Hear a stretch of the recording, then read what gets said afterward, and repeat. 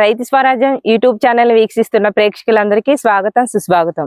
ఈ రోజు మనం మామిడి తోటల్లో అంటే పూతకి ముందుగా మనం చేయాల్సిన యాజమాన్య పద్ధతులు ఏంటో ఈ రోజు మనం తెలుసుకుందాం. పూత రావడానికి ముందు చేపట్టవలసిన యాజమాన్య చర్యలు ఏమిటో ఇప్పుడు మనం తెలుసుకుందాం. తెలుగు రాష్ట్రాలలో అధిక విస్తీర్ణంలో పండించబడుతున్న పండ్ల తోట మామిడి. సాధారణ పరిస్థితుల్లో వచ్చే మామిడి పూత అంటే నవంబర్ డిసెంబర్ లో రావాల్సిన మామిడి పూత గత కొన్నేళ్లుగా జనవరి మార్చి మాసాల మధ్యలో ఆలస్యంగా వస్తుంది. సాధారణంగా రైతులు పూత పింద వచ్చిన తర్వాత గాని తోటల పైన దృష్టి పెట్టరు. అలా కాకుండా గత ఏడాది తోటల్లో వచ్చిన సమస్యలను దృష్టిలో పెట్టుకుని అందుకు తగ్గ చర్యలను చేపడితే సకాలంలో పూత వచ్చి నాణ్యమైన దిగుబడులను సాధించవచ్చు.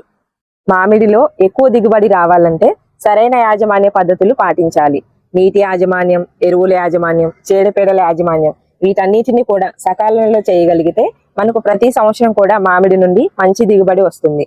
మామిడి తోటల్లో పోషక యాజమాన్య పద్ధతులు చూసినట్టయితే 10 సంవత్సరాలు దాటిన మొక్కలకు యూరియా ఒక 2 కేజీలు, సింగిల్ సూపర్ ఫాస్ఫేట్ 6 కేజీలు, పొటాష్ 1.5 కేజీలు వీటిని 2 దఫాలుగా మనం వేయాలి ఒక సంవత్సరంలో.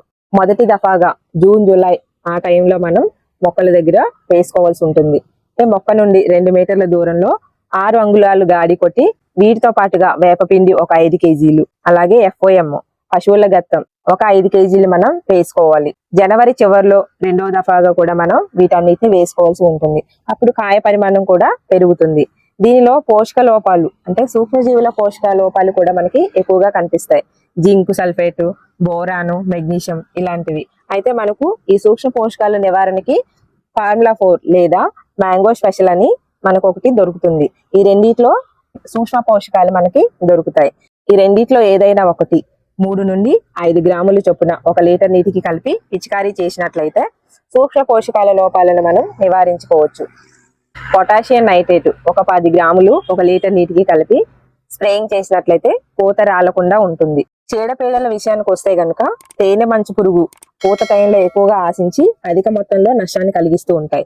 దీనికి నివారణ చర్య చూసుకున్నట్టయితే మోనోక్రోటోఫాస్ 1.6 ml లేదా ఇమిడాక్లోఫ్రిడ్ 0.4 ml 1 లీటర్ నీటికి కలిపి స్ప్రేయింగ్ చేసినట్లయితే మనం ఈ యొక్క తేనె మంచు పురుగును నివారించుకోవచ్చు. ఇది నవంబర్ చివరిలో కానీ డిసెంబర్లో కానీ స్ప్రేయింగ్ చేయాలి. ఈ విధంగా సరైన యాజమాన్య పద్ధతులు పాటిస్తే గనుక రైతులు మంచి ఆదాయాన్ని తీసుకోవచ్చు.